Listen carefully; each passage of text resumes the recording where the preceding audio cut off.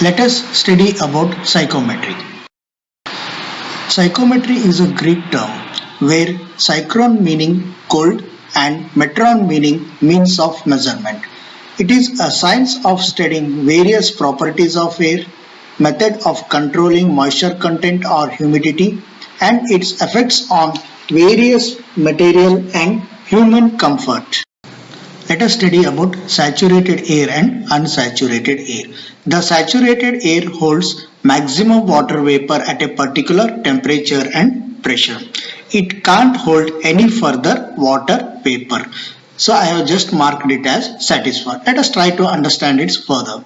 If our stomach is full, whenever we get some more food, we say no, we are satisfied, my stomach is full. Similarly, in front of saturated air, if we have further moisture, it says no, I can't take the further moisture.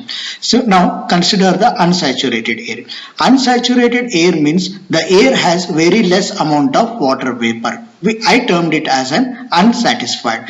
Now if we are hungry, if we have got a food in front of us, we start grabbing it. Similarly, in front of unsaturated air, if there is a moisture, it absorbs it. Let us try to understand it further. Consider a bottle made up of clay and it is filled with water. Since it is made up of clay, it is porous in nature. The water sticks on the surface of the water bottle. Now consider an unsaturated air is passing over the water bottle. Now see the unsaturated air, which has less amount of water vapor, it absorbs the moisture from the outer surface of the water bottle by the evaporation process. For evaporation process, the latent heat is required. Water takes the latent heat by water present on the outer surface of the clay bottle, by which the clay cools and in turn the water inside the bottle gets cooled. So this is the process by which during the summer we get the cooled chilled water from the porous clay water bottle. Now consider the same water bottle. Now the saturated air is passing over the water bottle. During the winter, the saturated air is passing over the water bottle. So since the saturated air is there, it has already the water vapor present inside it. So it doesn't absorb any water vapor from the water bottle. So the water inside the water bottle remains at the same temperature. This takes place during the winter season. We can further understand here that the unsaturated air is converted to saturated air by evaporation process. Let us discuss about dry air and moisture. We all know that atmospheric air is a mixture of various gases and water vapor. The air which is surrounding us always contains some water vapor. So pure air does not really exist. Hence, dry air is a mixture of gases. We are neglecting the water vapor in this. Now coming to the moisture. It consists of the dry air and water vapor. That is, the common air which we refer is always the moist air. Let us try to understand what is dry bulb and wet bulb temperature. Dry bulb temperature is a temperature of the air measured by our ordinary thermometer. So it is nothing but a temperature which measures the ambient temperature or the atmospheric temperature. We hold the normal thermometer in the atmosphere and check out what is the temperature. The mercury level rises and it gives the dry bulb temperature. Wet bulb temperature is also measured by the same ordinary thermometer, but in this case its bulb is covered with a wet cloth and is exposed to the current of rapidly moving air as shown in the figure. The wet bulb temperature is a measure of how much the water vapor is present in the air. That is, it measures how much water vapor the atmosphere can hold at current weather conditions. The air which is passed through the wet bulb gets cooled as the air absorbs the moisture from the wet bulb, because the air which is passed has a capacity to absorb the moisture. It is the same way as when we take bath, our body gets cooled because water absorbs the heat from our body. As the air hits the wet bulb, the water evaporates from the wet bulb. It makes the thermometer cooler. So, as the water evaporates, it gains energy and changes into water vapor. Since the evaporation is an endothermic process, which means it absorbs heat, so the wet bulb temperature is lower than the dry bulb temperature. The wet bulb temperature always records a lower temperature than the dry bulb. For example, if the dry bulb temperature is 30 degrees Celsius, then wet bulb temperature will be less than 30 degrees Celsius, say 20 degrees Celsius. This wet bulb temperature is crucial and important for design and dimensioning of the cooling towers. The difference between dry bulb temperature and the wet bulb temperature is known as wet bulb depression. That is, WBD is equal to dry bulb temperature minus wet bulb temperature. Psychrometer are the devices which are used for measuring dry bulb and wet bulb temperatures. There are different types of psychrometers, mainly laboratory psychrometer, sling psychrometer, expiring type psychrometer, continuous recording psychrometer. The figure shows a sling psychrometer. In this figure, the normal thermometer without any wet cloth is dry bulb thermometer, and the other with the wet cloth is the wet bulb thermometer. It is attached with a handle so that the instrument is rotated about 2 to 3 times per second until the readings are attained constant values. So after attaining the constant values, both the temperature are noted down. So we now know about dry bulb temperature. It is measured by the ordinary thermometers, and wet bulb temperature is also measured by the ordinary thermometer, but the bulb is covered with a wet cloth. So due to evaporation in wet bulb, there is a cooling effect, and wet bulb temperature is noted, which is less than the dry bulb temperature when the air is unsaturated. Now, if a saturated air is passed, both the dry bulb and the wet bulb temperature readings are same. Now consider if more moisture is added, then what is going to happen. Try to understand here. Air is like a container. If we are filling glass with water, glass will take water till the glass is full. After that, the water from the glass falls out. Similarly, if we increase the moisture to the air starts to condensate. So the temperature at which the air begins to condense is known as dew point temperature. The dew point temperature is a temperature at which the air can no longer hold all the water vapor. Hence, it is the temperature where water vapor condenses into liquid water. Consider an AC in which we have a drain pipe in the evaporator. This drain pipe drains the extra water present inside the evaporator. In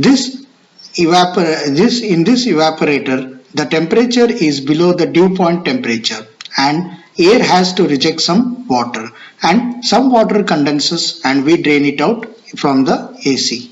Now consider another example. Early in the morning, we see droplets on the grass. In overnight, the temperature falls, and as the temperature falls below the saturation temperature, some water is reacted by the air and collected on the grass. So we can see that we have a dew on the grass and the leaves. And consider one more example. As the glass of water removed from the fridge, a few droplets or a dew is formed outside the glass. These are few of the examples for the dew point. Let us try to understand dew point on TS diagram. Consider a sample of unsaturated moist air containing superheated water vapor at point 1 as shown in the figure. Now, if it is a saturated air, then The point would be somewhere on the green curve. If this sample of unsaturated moisture is cooled at constant pressure PV, then its temperature decreases from T1 to T2 degrees Celsius, and cooling takes place as shown in the figure by the arrow mark. It reaches from point 1 to point 2 as shown in the figure. After cooling, when it reaches point 2 or temperature T2, it reaches the saturation point where it can't hold further moisture. It starts condensing and dew starts appearing. This temperature Td is called as dew point temperature. So the temperature at which the air is saturated or relative humidity is 100%, that is the dew point temperature.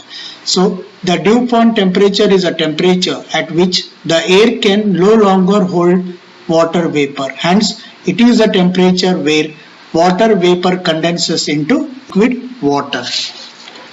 Hence, moisture can be removed from humid air by placing cooling coil or cold surface whose temperature is below the dew point temperature. Humidity. In this we will be studying absolute humidity, specific humidity, relative humidity and degree of saturation also. So first, humidity. It is also known as absolute humidity. It describes the water content of air and is expressed in grams per cubic meter. Specific humidity is also known as humidity ratio, denoted by W. It is the ratio of mass of water vapor to mass of dry air. So W equal to mV by ma, where mV is the mass of water vapor, ma is the mass of dry air. Now, considering the specific volume is equal to total volume by mass. So in this, the subscripts V and A refers to water vapor and dry air respectively. Substituting this, we will be getting specific humidity is equal to mass of water vapor to mass of dry air, or it can be also defined in terms of specific volume. Specific humidity is the ratio of specific volume of dry air to specific volume of water vapor. Since both the dry air and water vapor obeys the ideal gas, so PV is equal to RT. Dividing this by the molecular weight, so specific volume is equal to capital V by capital M, that is total volume divided by molecular weight. So substituting for specific volume of water vapor, specific volume of dry air. So W is equal to, that is specific humidity is equal to specific volume of dry air to specific volume of water vapor. Substituting those values, so molecular weight of air is 28.96, that is a standard value. Specific then molecular weight of water vapor is 18, that is for oxygen it is 15.9 and consider it as 16 plus 2 hydrogen molecules, so total it will be 18.016. Substitute those values, so we will be getting specific humidity is equal to 0.622 PV by PA, that is 0.622 partial pressure of water vapor to partial pressure of dry air. So by the Dalton's law, we know that total pressure is equal to, so it is a summation of partial pressure of water vapor and partial pressure of dry air. So W, that is specific humidity, is equal to 0.622 into PV by P minus PV, where P is the atmospheric pressure or total pressure given by 1.01325. So hence we can conclude that specific humidity is a function of partial pressure of water vapor, where P is the total pressure. Degree of saturation mu. Consider a sample of unsaturated moist air containing superheated water vapor at point 1 as shown in the figure. Now try to remember the dew point temperature. For that we had cooled the unsaturated moist air from point 1 to 0.2, keeping the moisture constant. So we kept the moisture constant and reduced the temperature from T1 to T2. Now applying the same for the degree of saturation, but here we are adding the moist air. Now let us see what will happen. Now for this sample of unsaturated moist air, add more moisture at the same temperature. So the point 1 will be moving towards the point 3, towards the saturation point, as shown in the figure by the arrow mark. After reaching the saturation point 3, it can't hold further moisture, since PS, the saturation pressure at that particular temperature, is reached. So that point is a saturation pressure. At point 3, even if we add more moisture, what is going to happen is the condensation takes place.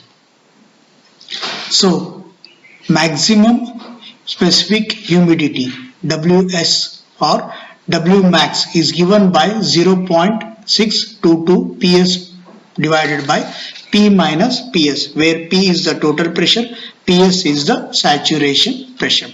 So degree of saturation is the ratio of actual specific humidity to specific humidity of saturated air. That is, mu is equal to W by Ws.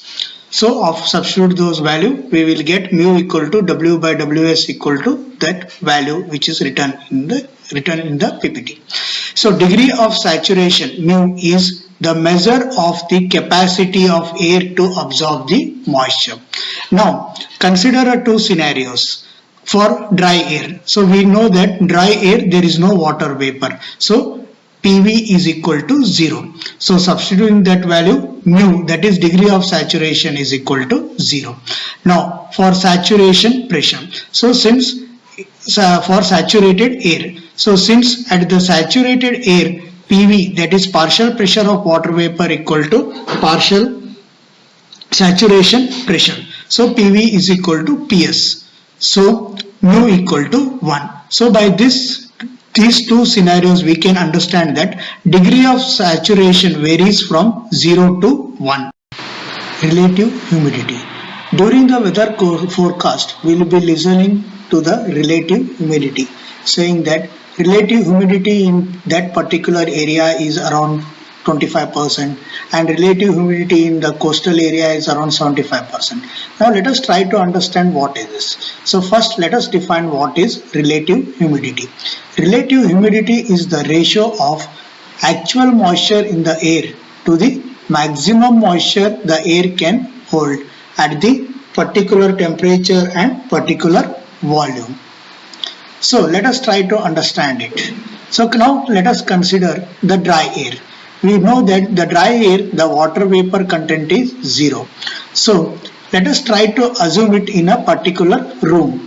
Now consider I have a room which has a capacity to fulfill 100 ml of water.